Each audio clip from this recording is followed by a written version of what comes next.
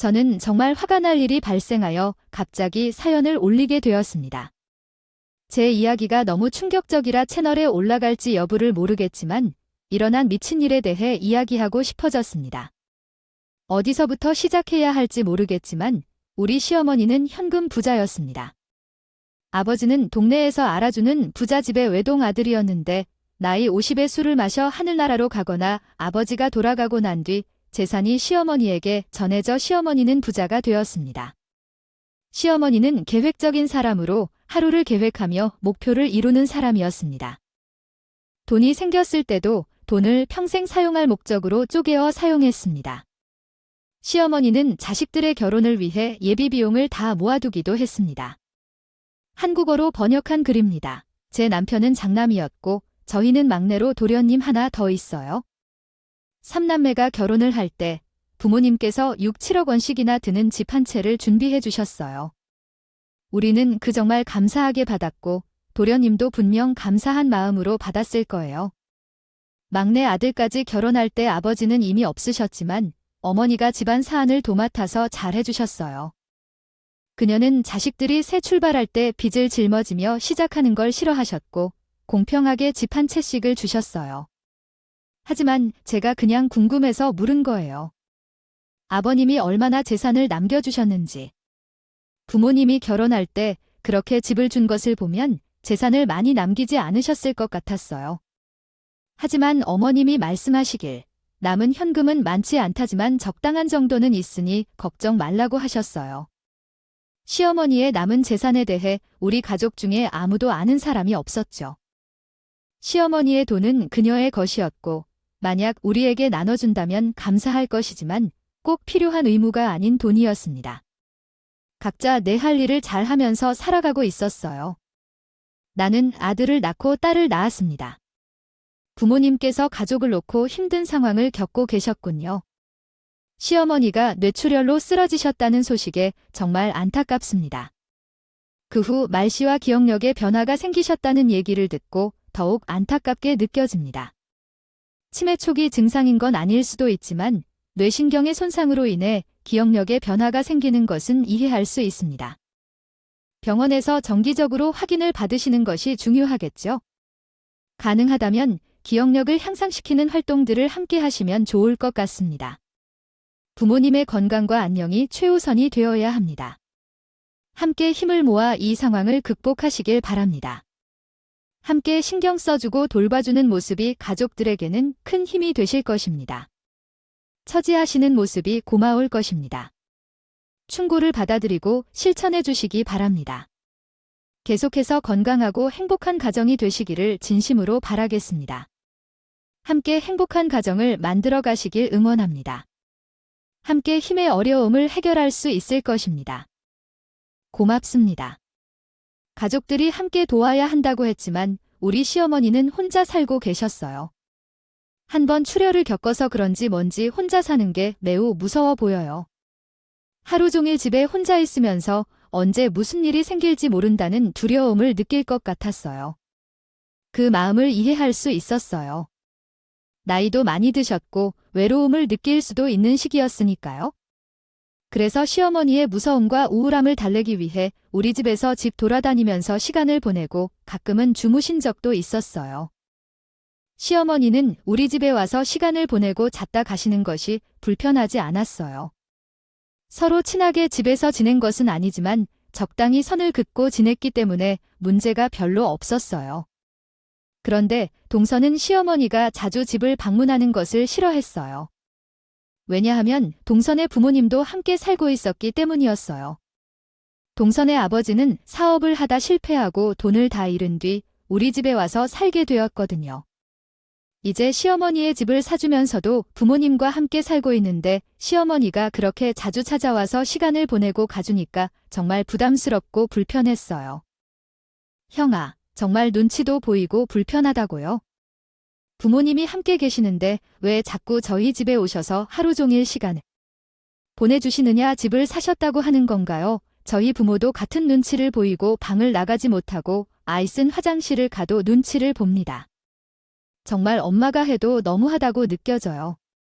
그렇다고 동서 편 누르기도 애매하고 시어머니 편 누르기도 애매하고 자식 둘 이상인데 자기 집에 그렇게 있으면 좋겠네요. 시우의 남편이 보증을 잘못 쓴 바람에 시어머니가 사준 집을 날려먹었고요. 시우의 시댁에서 도움을 받아 방 2개짜리 빌라에서 가족이 살고 있었어요. 그러다 보니 시어머니가 자리를 찾기 바쁘면 집이 좁아서 불편하다며 친절히 가르쳐줬어요. 시어머니는 자식들의 눈치를 받으며 혼자 있는 것이 무섭다며 자식들 집을 돌아다녔어요. 특히 저는 시어머니 집에 오는 것 아무렇지 않고 상관하지 않았어요. 남편은 대기업에 다니면서 돈도 잘 벌어와서 좋았고 상대적으로 여유롭게 살았어요. 아이들이 초등학교 저학년이라 시어머니와 함께 신문을 읽고 받아쓰기를 해서 긍정적인 에너지를 받았고 기억력 증진을 위해 노력했어요. 시어머니가 오는 것이 도움이 됐다고 생각했어요. 생각을 하고 나는 어린이들을 돌보아 주시는 시어머니 덕분에 개인적인 시간에 여유가 생겨 서로 윈윈이라고 있었어요. 그러던 어느 날 시어머니가 자식들을 불러다 놓고 말씀하셨어요. 나는 말이다. 이렇게 이 집, 저 집을 돌아다니며 생활하는 것이 영 불편해서 말이야. 내 집을 청산하고 자식들 중 한 명이랑 함께 학과를 해서 살았으면 좋겠는데 누가 나랑 같이 사주련 저는 속으로 우리 집에 오시는 게 제일 낫지 않나 하고 생각을 했지만 일단 입 밖으로 꺼내지 않고 가만히 있었어요. 또 맞기 싫어서가 아니라 다른 자식들이 어떻게 나를 지키고 제가 모일지 말지 결정을 하길 원했기 때문이었어요. 아, 저야 뭐 같이 살아도 아무 상관 없었지만 신우나 동서나 평소 했던 행동들이 있으니까 어떻게 나오는지 보고 싶은 마음이 들었던 거예요. 아니, 아픈 시어머니가 일주일에 한두 번 정도 방문을 해서 본인의 두려움을 이겨내려 하는데 시어머니만 왔다 가면 동서도 그렇고 신우도 그렇고 저한테 전화를 해서 징징거리는 거예요.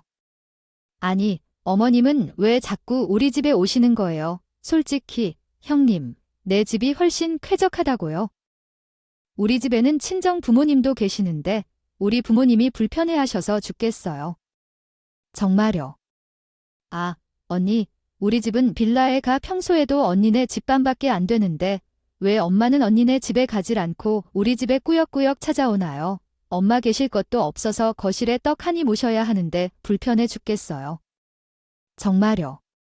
언니가 좀 어떻게 모시고 가면 안 되나? 우리 집에 그만 오게 좀 해줘요. 저라고 뭐 아무리 트러블이 없다 해도 편하기만 하진 않아. 아니요, 시어머니 수발 드는 일은 어려우면서 불편한 일이지만 우리 남편을 키우는데 도움을 주신 엄마니까 최선을 다해서 효도하는 것이 중요해요. 다른 자식들도 불편하다고 할 때 시어머니가 괜히 가시 방석에 앉아 계실 필요는 없을 것 같아서 미리 제안을 했어요. 어머님, 제나 서방님만 가시고 편안하게 시간을 보내다가 가셔요. 주말에 일이 있을 때나 바쁠 때만 잠시 놀러 오세요. 제가 방 하나 비웠어요. 다른 자식들 집에도 가시다가 오세요. 이렇게 말씀드렸죠. 자기 집이 편안하긴 하지만 매번 너희 집에 가지 않으니 내가 불편해하지 않을까 걱정되었어요. 동서랑 신우는 우리 시어머니를 놀러오지 못하게 해달라고 하면서 우리 집이 제일 잘 사는 곳 아닌가 물었어요. 그래서 시어머니가 합가를 하자고 했을 때 다들 놀라고 정적이 흘렀어요. 하지만 얘의 말로 저가 먼저 말을 꺼내려고 했을 때 시어머니가 입을 막으셨어요. 딸은 엄마와 함께 사는 게 좋을 텐데 문제 없다고 해요. 내 몸은 좀 불편해서 말이 약간 꾸옥꾸옥하고 깜박거리긴 하지만요. 약만 잘 챙기면 괜찮다고. 내 딸과 함께 살아보자. 다른 사람들은 내 딸이 예쁘지 않아서 안 좋다고 하더라. 너는 어떻게 저희 집에 때도 없이 들어와서 그렇게 행동하는 거야? 우리 집은 좁은데 어디에 너를 배치해야 할지 모르겠어. 우리 아들 둘은 이미 크고 건강한데 왜 딸과 함께 살고 싶어 하는 거야? 나는 너를 싫어해서 그런 게 아니라 우리 집 상황을 생각하면 너를 받아들이기 어려울 것 같아. 엄마, 나도 함께 살고 싶어. 막내인 나만을 생각해 주시면 내가 많이 기쁘고 늘 고마워할 텐데 어떠니?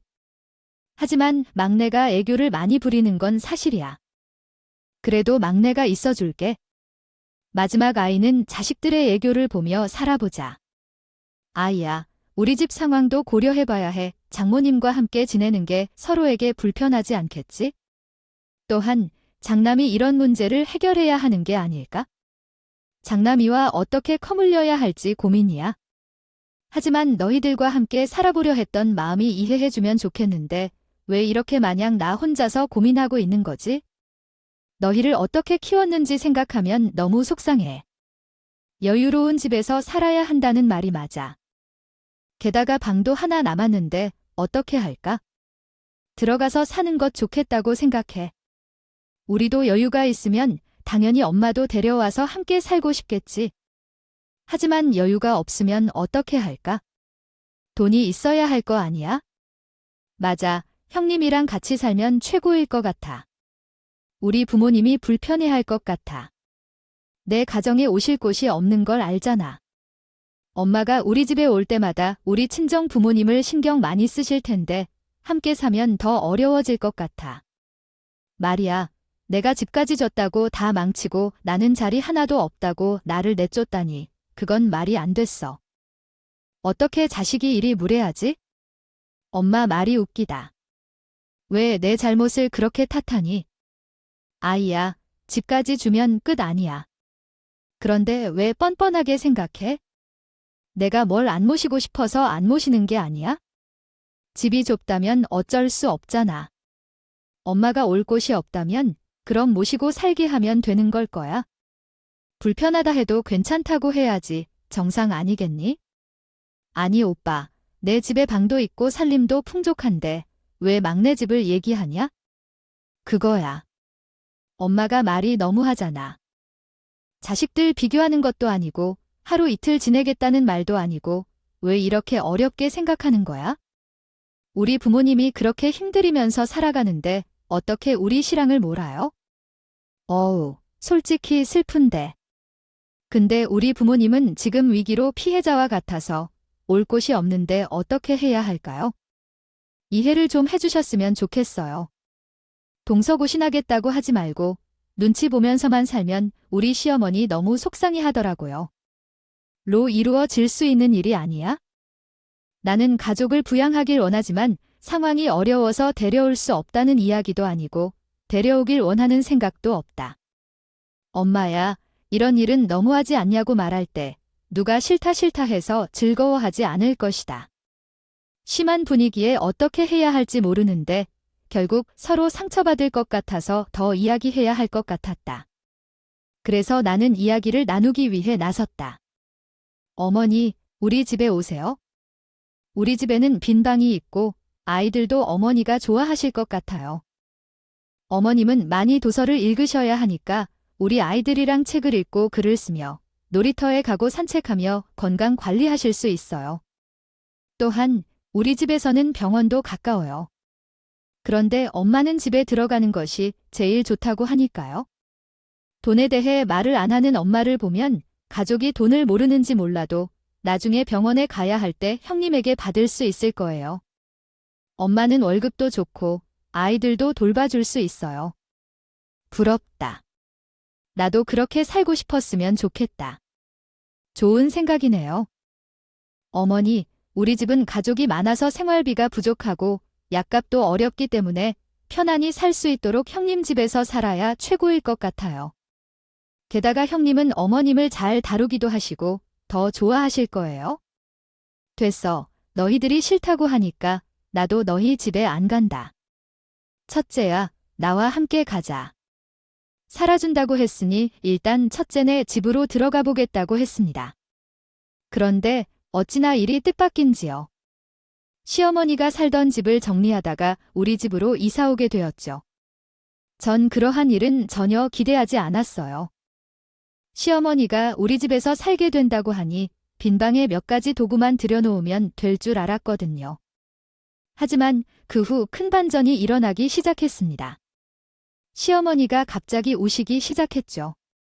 평생 독립적으로 아이들을 키우시며 바쁘게 살아온 시어머니가 갑자기 이러는 걸 보니 너무 당황스럽기도 했고 놀라기도 했어요. 그래서 비록 년을 먹은 시어머니가 자기 방을 보면서 감격스러워했죠. 자기 방에 머물며 감사하다고 말씀하셔서 너도실, 오유, 죄기에 속사어되었 걸짜결하고 시 무리를 하였났고 웬 시어머니에게 파옥과 다원 것을 해내기 하였게 얻답니다. 여기서 대체 어겼떴기를 하겠생년에 일생태노도 하는 듯이 쓸들인 초무우가 열외울로다. 내아 포트지리 말아도 방 여와 얹커 오느는 데이와 하는 금이나 키해제키키 모든 나는 괜히 만고하지요 떠미친 속엇 얹추는 담에 정정절하영 공막의 성화들 개반글에 들으네로 트해 세마 말레떼의 돕게와 도라 tan가리 키거나 지라어 만주 센키은 는 포러내러 정결리 술이 불면하게 하는 하겠자 괴로아마 전미었다요 다빌스. 제이드 문다의 자리였나 어찌해. 그렇게 된 것도 아니었는데 아니 어머님 이 돈은 무엇이에요 안 주셔도 돼요? 어머님이 가지고 계시다가 나중에 급한 일이 생기실 때 쓰시거나 아니면 아가씨하고 서방님하고 다 같이 나눠주세요. 저희만 받았다가 무슨 소리가 나올지도 모르는데 저도 이건 좀 부담스러워요. 내가 그들을 왜 줘서 모시고 살겠다는 집에 주려고 했던 돈이었어요. 그 녀석들 아주 배 아플 거야. 돈 필요하다고 나한테 와서 징징거릴 땐 언제고 모시라고 살라니까 안면 몰수를 해. 내가 이 돈을 괘씸해서도 우리 첫째 며느리한테 다 주마. 그것들은 이 돈을 받을 자격이 없어. 나중에 우리 손주를 키우는데 큰 돈이 필요하겠죠. 벌써부터 쌍립이 똑똑한 게 지압이 닮았으면 서울대에 가고도 남아. 그런 아이들 뒷바라지 않는데 한두 푼 드는 줄 알아. 그냥 잔말 말고 주겠다고 할 때 받아. 내가 복이 있어서 받는 거니까 어느 한 말투로 본인 생각을 또박또박 이야기하며 이게 어떻게 내 출혈로 인해 단편적으로 기억을 잃은 사람이라고 할 거예요.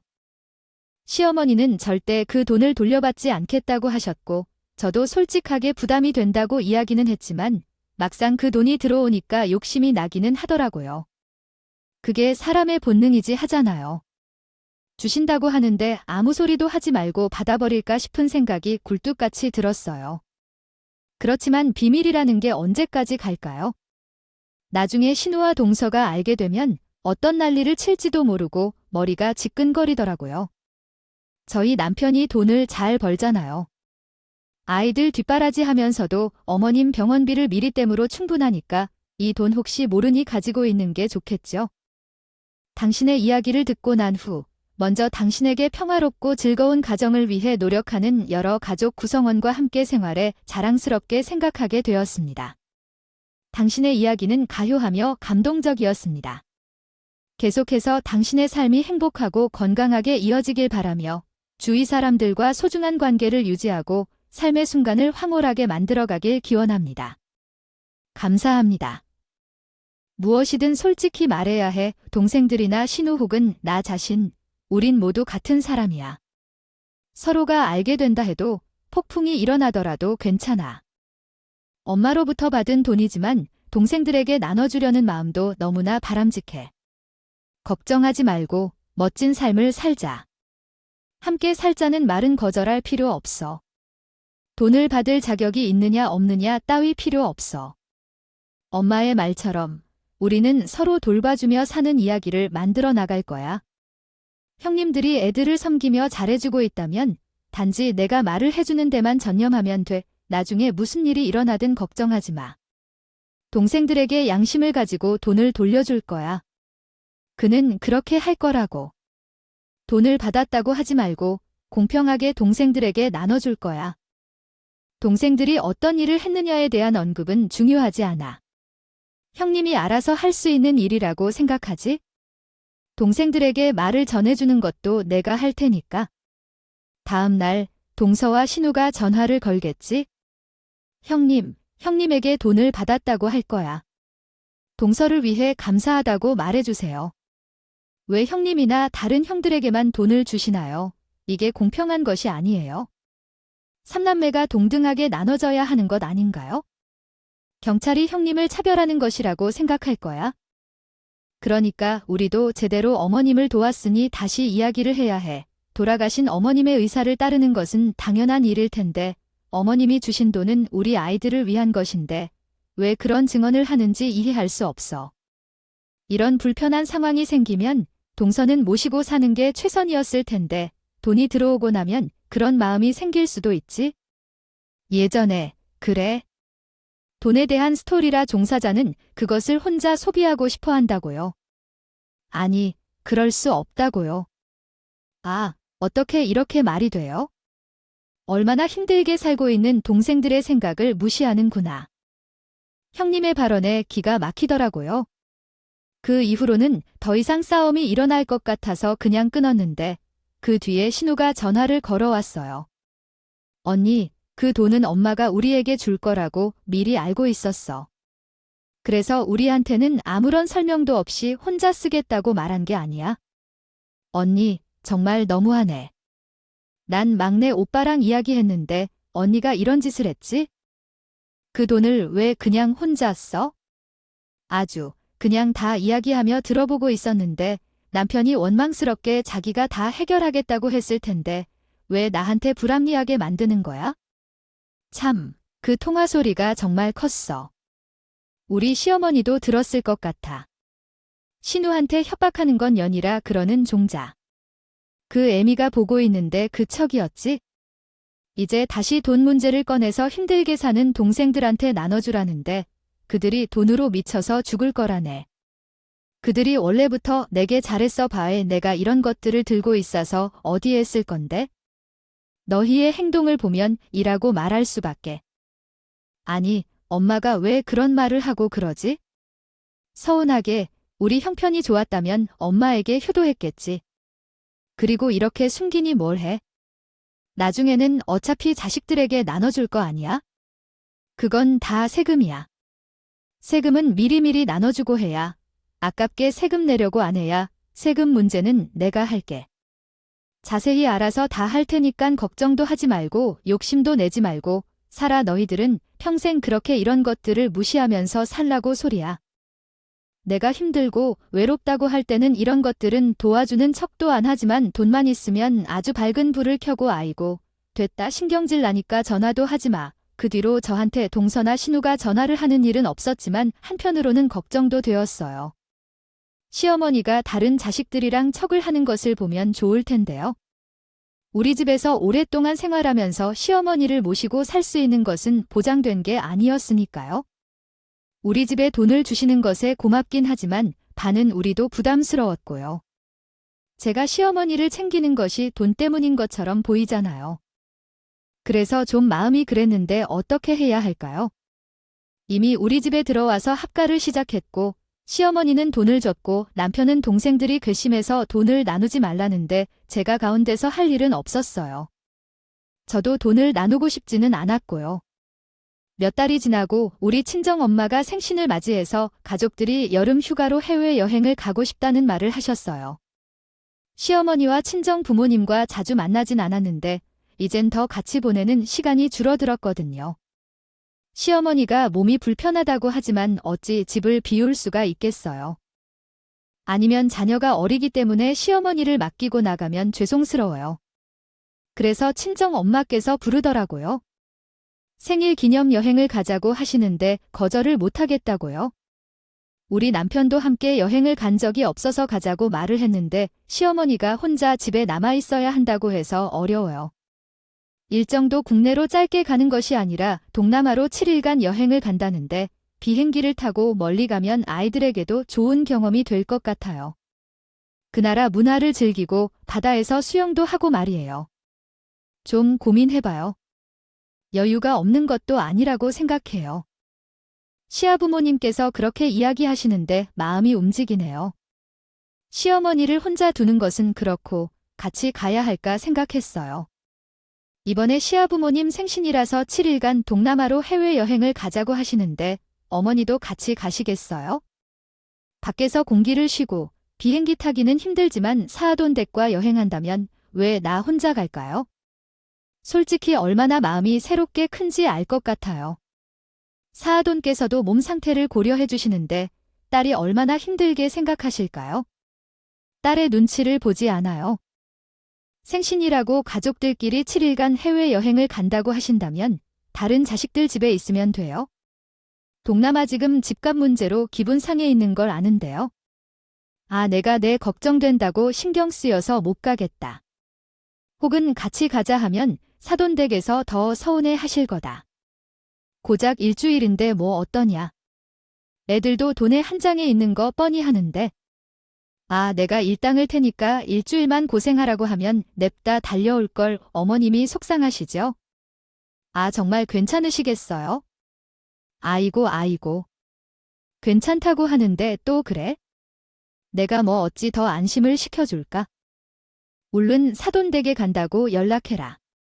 시어머니가 그렇게까지 말을 하니까 정말 괜찮겠다 싶어서 동서랑 신우에게 전화를 걸려서 말을 했죠. 제가 일주일간 친정이랑 여행을 가게 되었으니 시어머니 좀 돌봐달라고요. 그랬더니 신우가 바로 비꾸더라도 어머 일주일이나 해외여행을 간다고요? 아유 언니 팔자 좋네. 해외여행도 가고. 그거 우리 엄마가 준 돈으로 가는 거야 됐고. 나는 못 돌봐줘요. 아 내가 우리 엄마 돌보면 우리 애들은 누가 돌봐주겠어. 우리 시댁 멀리 있는 거 잘 알잖아. 애들 돌봐줄 사람이 없어서 일당 100만 원에 준다고 해도 못하지? 거기다가 우리 집이 워낙 좁으니까. 우리 집에서 일주일 지내라고 하면 엄마가 기겁을 할걸요. 아 그러니까 난 못해. 아마도 제가 해외여행을 간다고 하니까 배아이 꼴려서 그런 거 같았어요. 아니 아무리 그래도 자기 엄만데 저렇게 나올 수가 있나요? 신우도 사람이 덜 됐다 싶었죠. 결국 동서에게 전화를 걸었더니 동서가 한참 제 이야기를 듣더니 좋다고 그러더라고요. 일당을 쳐주신다고요? 그럼 야 좋죠. 작기 일주일인데? 근데 1등은 얼마나? 주신다고 그러시는데요. 나 참 진짜 자식들이라는 게 기꺼운 마음으로 모실 줄 모르고 돈돈거리는 거에 아주 실물이 났어요. 그건 어머님이랑 상의해보라고 하고선 시어머니한테 동선의 집에 잠시가 계시라고 했어요. 일주일이면 돌아오니까 집으로 오는 길에 모시러 가겠다고 말을 하고선 여행을 떠나게 되었습니다. 물론 시어머니랑 살면서 좋은 것도 있었지만 친정 부모님이랑 여행을 가니까 너무나도 좋더라고요. 행복하고요. 또 다른 즐거움이 있었어요. 일주일 동안 정말 스트레스 확 풀고 공항에서 집으로 돌아오는 길에 동선에 들러서 어머니 모시러 가겠다고 연락을 했더니만 서방님이 그러는 거예요. 우리 집에서 왜 엄마를 찾고 그러세요? 엄마 지금 형네 집에 있을 텐데요. 말 못 들었어요. 네 아니 그게 무슨 소리예요? 동서가 어머님 돌보겠다고 해서 서방님네 집에가 있기로 했었잖아요. 일주일 동안에 형수님도 참 우리 집에 처가 택치 고들 있는데 어떻게 여기서 지내요? 엄마 불편할까봐 그냥 경내 집에가 있으라 했지요. 우리 와이프가 일주일간 거기서 지냈어요. 아 나는 당연히 형수한테 말하고 간 줄 알았는데 아무튼 집으로 바로 가시면 됩니다. 근데 기분이 묘하더라고요. 아무리가 한들 주인이 없는 집에서 동서가 일주일이나 지냈다는 게 이상하지 않으세요? 진짜 황당한 거죠. 저한테 미리 말을 하고 들어간 것도 아니고 일주일이나 지냈으면 말 한마디 없었다는 게 황당했어요. 기분이 이상하게 오묘해서 집으로 서둘러서 갔더니만 문을 열자마자 동서가 보이더라고요. 웃는 얼굴로 인사하는데 침을 뱉을 수도 없고 은근히 불편한 티를 냈죠. 아마 형님이 오셨네요. 안 그래도 전화를 했던 것 같던데 여행은 잘 다녀왔나요? 피곤하겠다. 얼른 쉬세요. 어머님, 일주일 동안 즐거우셨나요? 전 가볼게요. 동서가 웃으면서 어머님께 말씀하는데 어머님은 벌벌 떠며 눈도 못 마주치면서 살았다 하시더라고요. 순간 이상한 기류가 느껴져 무슨 일이 있었을까 싶었죠. 동서가 또 돈 이야기를 하려는데 어머님은 속을 따라 맞추며 심기 불편해하는 것 같았어요. 동서 앞에서도 눈을 못 마주치고 피하려고 하는 것을 보면 어머님께서도 무슨 생각을 하는지 궁금해지더라고요. 어머님, 어디 불편하신 곳이 있으신가요? 아프신 곳이 있으신가요? 하니 어떤 장소에서 일주일을 보내셨다는데 어쨌든 신경 쓰이는 것 같아요. 동서는 아무 일도 아니에요. 지금 조금 피곤해서 방에 들어가 좀 쉴게요. 하고 방에 들어가 문을 닫았어요. 우리도 비행기를 타고 왔기 때문에 피곤해서 숙면해야겠어요. 그런데 다음 날 아침부터 현관벨이 울리는데 동서가 방 안에 있을 리 없어요. 아니, 동서야. 어쩌면 제 곳에 두고 온 건가요? 그러나 동서가 어제 잘 주무셨나 보니 걱정되긴 해. 아침에 건너붙는 게 무엇인지 궁금해서 나갔는데 동서는 뭐가 어떻게 되었던 것 같지 않아요? 아침 출구가 뭐가 있나요? 어제 방에 들어가서 잘 자신 것 같은데 이렇게 말하기 전에 내 몸이 슬쩍 당겨집니다. 아침부터 뭐가 일어나고 있는지 헷갈리지만 동서가 이야기하고 싶다고 하면서 조용히 말합니다. 형님, 어머님이랑 살면서 이상한 점 못 느끼셨어요? 저가 형님 안 계신 일주일 동안 어머님을 보살폈잖아. 어머님이 이상하다니까 그게 무슨 소리야? 우리 집에서 살면서 한 번도 이상한 행동을 하신 적이 없는데? 일주일 동안 무슨 일이 있었는데? 아니, 글쎄. 말하는 법을 까먹은 사람처럼 문장으로 말을 하지 못하시고 단어로 말을 하시더라고요. 거기다가 오줌도 2번이나 지으셨어요. 아무래도 제가 느끼기에는 치매기가 있는 것 같은데 병원에 가서 검사도 받고 어디 요양원이라는 데에 모셔야 하는 거 아닌가 싶어요. 아이, 어머님이 진짜 침하면 형님이 너무 고생하실 것 같아서 말이에요.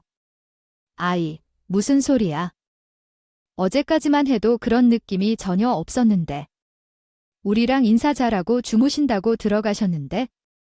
형님이 피곤하 바로 주무신 거 아니고요? 어머님이랑 길게 대화할 시간이나 있으셨어요. 아니, 아이, 틀린 말은 아닌데. 어머님이 나랑 살면서 그런 증상이 단 한 번도 없었는데. 하필이면 내가 없는 일주일 만에 그럴 리가 없지? 자나, 그게 더 이상한 거 아니야?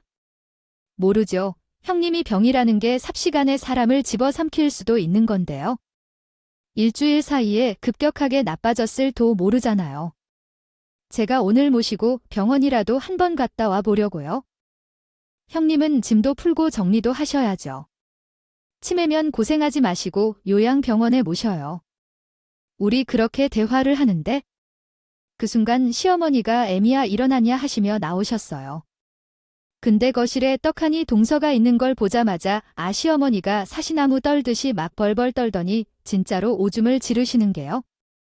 저는 이렇게 생략된 내용을 한국어로 다시 정리해 보겠습니다. 어느 날 나는 시어머니가 동서라는 사람을 보자마자 덜덜 떨며 놀라게 된 것을 보았습니다. 시어머니는 일주일 전부터 갑자기 변해가기 시작했고 언제부터인가 동서를 보면 더욱 놀라는 행동을 보였습니다.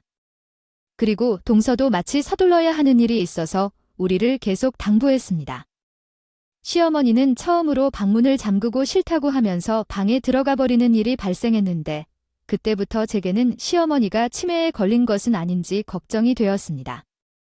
마침내 문을 열게 된 시어머니는 동서와 있었던 일을 말하는데 그때부터 정말 치매에 걸린 것인지 의심이 들었습니다. 치매에 걸린 사람은 어린아이와 같이 행동한다고 하니 그 순간에 나는 정말 더 걱정하게 되었습니다. 내 안에 떠오르는 이야기죠. 우리 아이들이 어리고 때로는 시어머니랑 함께 남겨두고 외출하기도 하니 조금 불안해서 집에 홈카메라를 설치해 두었습니다. 홈카메라는 거실 가운데에 놓여 있는 것이 아니라 전체적인 화면을 보이게 한쪽에 설치되어 있었습니다. 최근 아파트에는 스프링쿨러 등 화재 감지 장치가 있고 동서가 홈카메라의 존재를 몰랐을 것 같아요. 위치도 애매하고 작아서 녹화 기능은 있지만 녹음 기능이 없어 작은 크기의 홈카메라였습니다. 동서가 일주일 동안 집을 지킴으로써 녹화되었을 것 같아서 영상을 확인해 보았는데 정말 경악할 만한 장면이 녹화되어 있었습니다. 그날 저녁에 남편이 퇴근해서 영상을 보고 극도로 분노해 다 삭제하겠다고 난리가 났지만 마침내 그 분노를 가라앉히고 잠긴 시어머니의 방문 앞으로 갔습니다. 시어머니께 동서가 한 행동에 대해 상상조차 못했던 일들을 전해 들었지요. 시어머니는 화가 막 뿜어져 나오시며 주먹을 목적으로 들어 미치려는 모습까지 보이더라고요. 홈카메라에는 소리가 녹음되지 않아 이야기는 모두 비밀이었지만 혹시라도 무슨 얘기를 했는지 바로 털어놓으라며 시어머니에게 부탁해보세요. 그때 시어머니는 방문을 열고 나서 고개만 숙이며 얼굴이 창백해지고 두려움에 떨고 계셨는데 그 모습을 보여 마음 아팠습니다. 아마도 해외여행을 갈 때 시어머니를 함께 데려가야 했나 싶더라고요. 그 순간 나는 정말 죄책감에 빠지게 되었습니다. 시어머니는 그때 비밀을 다 털어놓을 거라고 믿었습니다. 저희는 이야기를 실존의 사건이나 인물에 근거해서 작성하는 것을 지원하지 않습니다. 대신에 특정 상황에 대한 팁이나 정보를 제공하는 데 도움을 드릴 수 있습니다. 다른 질문이 있으시면 언제든지 물어보세요. 감사합니다. 우리는 놀랍도록 말이 되는 것을 볼 수 있었다. 우리는 무서워하여 인터뷰가 끝나자마자 카메라에 찍힌 영상을 경찰에 보여주기로 결정했다. 이것은 분명한 범죄라고 말하며 내 통장이 강탈당한 사실을 폭로했다. 경찰과 함께 용의자의 집으로 이동했고 용의자의 가족들은 경찰과 함께 나타나자 혼란스러워했다. 용의자의 친인척들은 나, 남편, 시어머니와 같이 나타나자 깜짝 놀랐고 일어나 어머니를 왜 가로채고 도둑질을 하느냐고 지혜롭게 반론하였다. 운이 빠른 경찰은 이 죄를 인정하라면서 이 모든 상황이 범죄라는 것을 입증하려고 노력했다. 외눈이 밝아 보이지만 용의자의 눈빛을 감시하니 가속하는데 그녀는 엄마가 내 통장을 뺐다고 망언하지만 경찰과의 대적에서 발견되었기 때문에 처절하게 부정했다. 그녀는 집안을 뒤져도 통장이 없다고 주장했지만 경찰의 동공이 흔들리더니 패배했다. 왔다 갔다 하며 참다 추징을 거듭했고 대신은 그녀를 결코 그녀가 그것을 갖고 있다는 것을 인정하기 전까지 용납하지 않았다. 진위로 내놓지 않으면 습격하여 몰아갈 것이라고 협조를 거부하더라고. 참으로 거짓말을 하며 예수 씨가 가져간 거 통장 글 알고 있었지만 이제라도 나에게 내놔 당신만은 넘어가겠다고 충성을 표한 후에 요청시켰다. 이것은 암수수색 영장을 받아들여야 깨어나게 할 것이며 우리는 이를 이용해 즉시 제압에 나설 것이다. 그렇게 사연이 전개되었어요. 동서는 현직 은행원으로 일하고 있었는데 어머니가 치매 환자로 입원 중이었습니다. 어머니의 통장에 있는 돈에 미쳐서 동서는 그 돈을 사용하려고 계획을 세우게 되었습니다. 그러나 어머니의 돈을 사용하려 했을 때 동생인 동선이 그것을 막았습니다. 동서는 동서의 행동을 막아내고 어머니를 지키기 위해 카메라를 설치하여 동서의 행동을 증거로 남겼습니다. 결국 동서는 자신의 행동으로 인해 가족들에게 상처를 주고 법의 심판을 받게 되었습니다. 범죄로 가중처벌을 받을 수도 있다고 하더라도 동선의 가족들이 전부 합의를 해달라고 빌었지만 그들에게 돈이 없겠죠. 게다가 괘씸해서라도 결코 합의할 수 없어요. 이 소식을 듣은 신우도 참으로 기가 막히게 했죠. 그래서 언니, 엄마의 통장에 얼마나 있는지 물어봤는데 얼마나 있을지 몰라요. 동서는 며느리라서 남이 되지만 신우는 딸년이 아닌가요? 아니, 어떻게 그런 말을 할 수 있는지. 신우이가 그 말을 하자마자 옆에서 듣고 있던 남편이 고래고래 소리를 지르며 말 그대로 열받아 발광했어요. 얘야, 이 여자야, 너 정말 내 눈에 지금이라도 사라져라. 머리털을 다 밀어버리겠으니까 내 눈에 들어선 않기를 바래?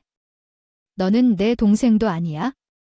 아이고, 이 돈 때문에 이렇게 괴로워하다니. 어차피 내 평생 쓰지 못할 돈인데 그냥 돈이라고 자식들을 악몽으로 만들고 음모를 꾸미며 아이고, 내 잘못이다. 내 잘못이야. 그렇게 몇 달간의 수사 이후 동서는 결국 징역형을 선고받았어요. 서방님과 동서의 가족은 합세하자고 했지만 저희는 죽어도 안 된다고 말했죠. 그지없는 사람들, 처벌을 받을 만큼 제대로 받아라. 신우는 동서가 징역형을 받은 이유로 돈을 꺼낸 것을 보지 않았다고 하며 동서에게 엄청이 화를 냈어요. 자기 엄마한테 그럴 수가 있느냐고. 웃길 정도도 아니죠.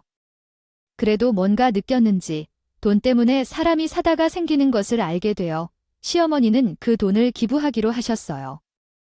건강하게 사실 때까지. 치료를 받을 수 없는 사람들을 위해 병원 재단에 기부하겠다는 제안을 받았어요. 솔직히 아까운 일이라 생각했어요. 20억이 있다면 굳이 기부를 해야 할까 고민했지만 제 남편과 저는 그 제안에 동의했어요. 신우와 남편은 그게 말이 되는 소리인가 하며 화를 내기도 했지만 남편이 너희도 징역 살고 싶으면 입을 닥치라고 해서 아무 말도 못했어요. 결국 20억을 병원에 익명으로 기부하게 되었죠. 남편은 서방이 처갓집에서 따로 살기 지친다며 이혼 소송을 준비 중이라고 해요. 사람 사는 게 정말 어렵죠.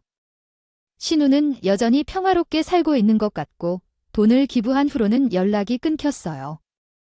저와 남편은 여전히 시어머니를 모시며 잘 살고 있어요. 시어머니가 4억을 주셔서 그 돈으로 시어머니의 병원비나 노후 걱정을 하지 않아도 된다고 하셨지만 우리 아이들을 위해 사용하라고 했지만 그러기 어렵겠죠. 앞으로도 시어머니와 갈등 없이 잘 지내고 싶어요. 여기까지 이야기를 마치겠습니다. 이야기를 귀 기울여 주셔서 감사합니다.